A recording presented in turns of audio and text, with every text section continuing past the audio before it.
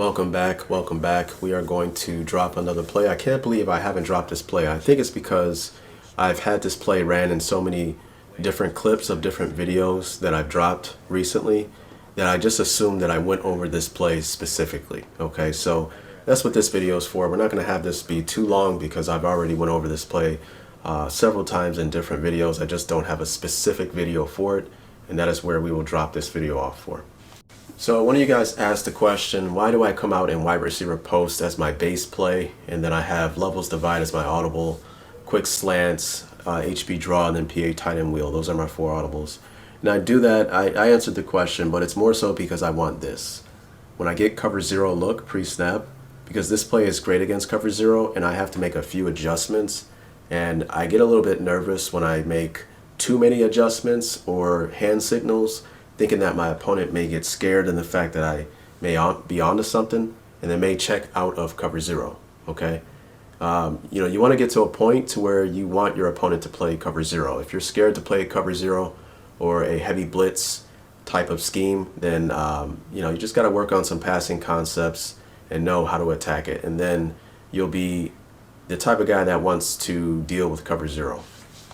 So, I want to make videos on dealing with how to block up different fronts. So basically, when it comes to setting protection, knowing my hots and all that type of stuff, I base it around 4 different fronts. Okay, this is what I call a bear front. Now, I know I may be off, I may be wrong, but I call it this because I like to simplify things when it comes to how I attack different things. Okay, I want to keep everything kind of like streamlined, I guess you can say. So you have the bear front, you have the double A-gap mug, is what I call it. You have an even front and you have an odd front. Okay, and these are the 4 different categories that I have learned how the offensive line interacts and how it blocks it, depending on who you set as a mic, your check release, and stuff of that nature. And I know inside and out how to block or how the offense will block these 4 different fronts, and I've been good to go ever since then. Okay, so let's go back. So if this is a play that I use against cover zero, obviously I have to get into pass protection. I can't just make a video on who do you attack and etc. without throwing in some pass protection stuff. So obviously I have to do it with this. Okay, but we will pay attention to the theory side first. When in cover zero and man-to-man, okay, notice how this corner or the defender defending on this receiver is playing with inside leverage. Okay, and I briefly went over this in a previous video, but if you draw a line directly down the center of this player, there's way more space for him to attack on this side as opposed to this side. So, players in cover zero, they want to play with inside leverage. You don't want to give away the inside, so that's why we get that here. And quite naturally, look at the route we have drawn up here. We have a deep out. Okay, so we are running away from the corner who's trying to take away the inside. We are running out and you are trying to take away the inside. So this is naturally a pretty good route to throw against cover zero blitz off coverage. So nothing fancy. We throw at the top of the drop and we make a man miss, and that's one of the things that is very dangerous when you play cover zero. If you miss a tackle, you can be off to the races. All right, so let's take a look again, and now we're going to look at the blocking. Okay, so this is obviously one of the 4 categories that I name. I call this the bear front because the center and the 2 guards are covered, and then the tackles on the outside are going to be pseudo covered. Okay, and again, there may be gripes with me.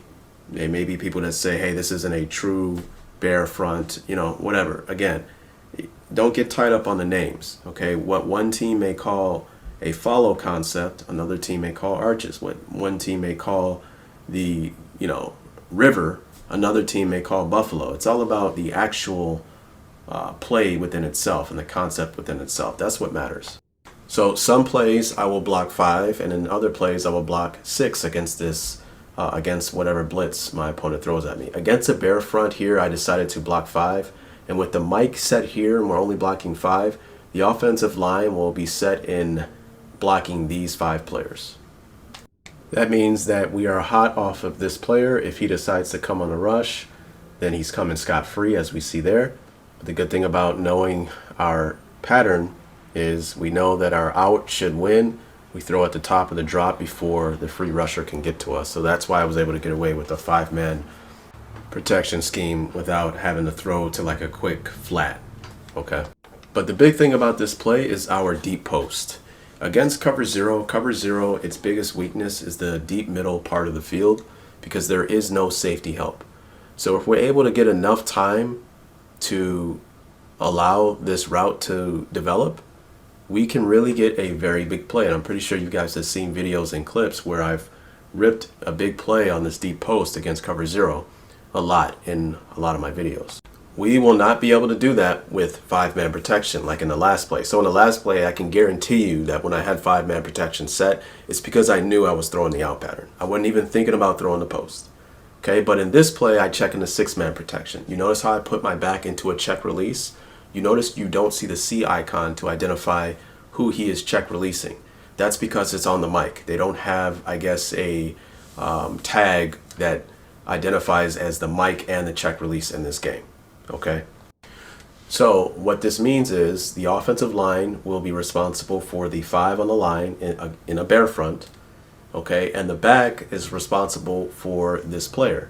So where are we hot? Where's our hot defender? Well, we're actually in good luck here because there's no one who's close enough to really be a threat.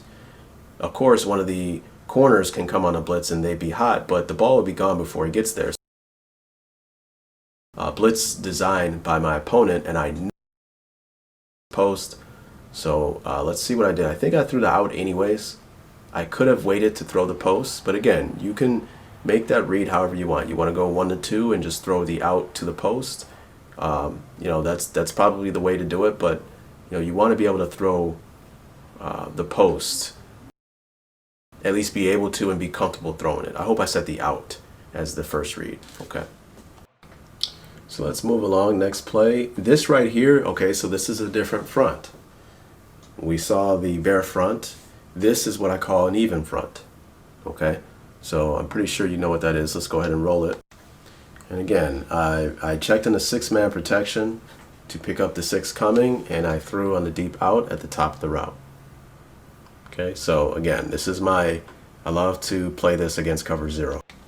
All right, so now we're going to get into throwing the deep post. So whenever I got to throw the deep post, obviously I got to set my protection.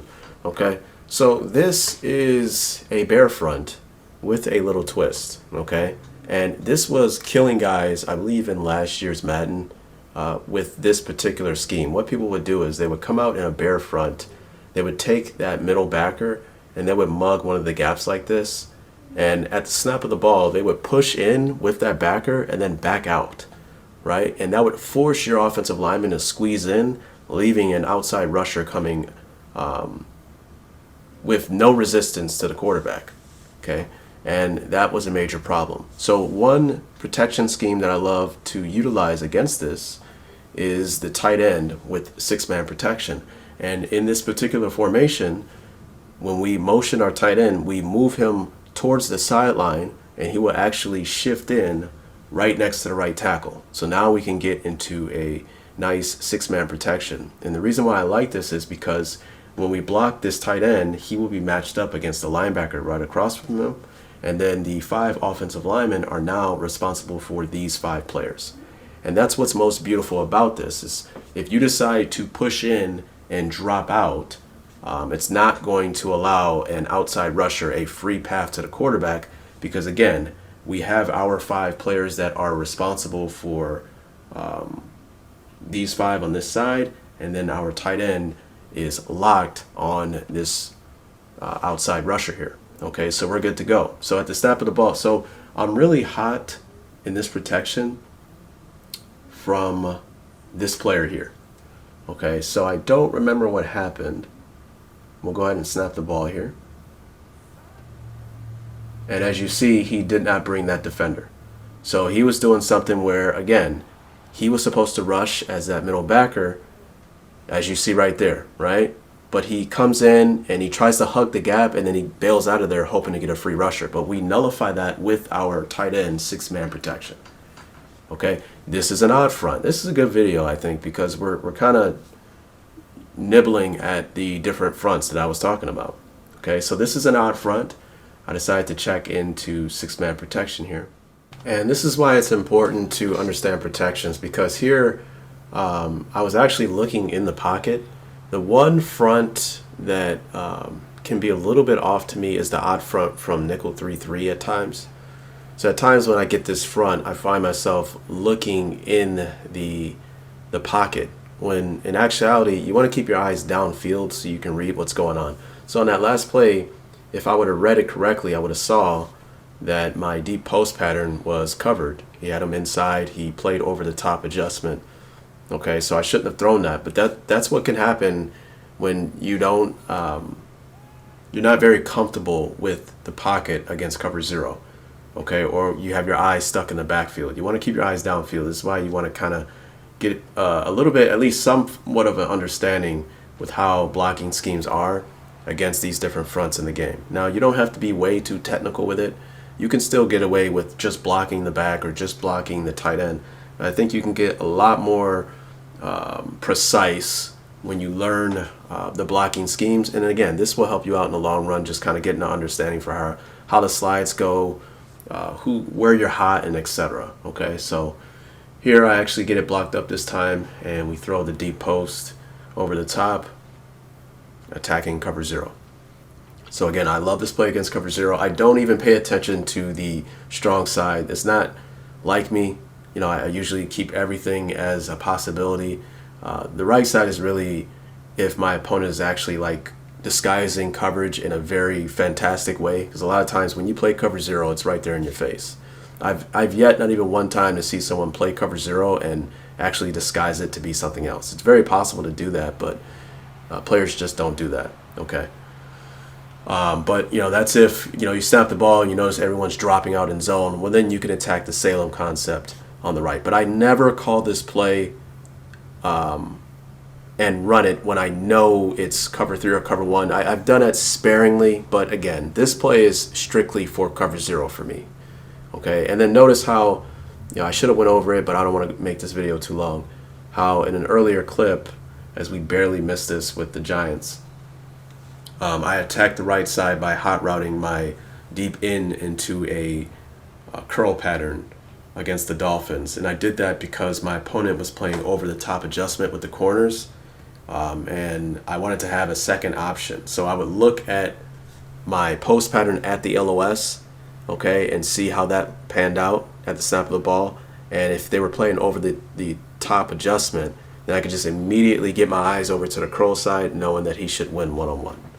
All right, so I think I will leave it at that. I hope you guys got some insight from this video, and I hope you keep coming back for more, man. Peace.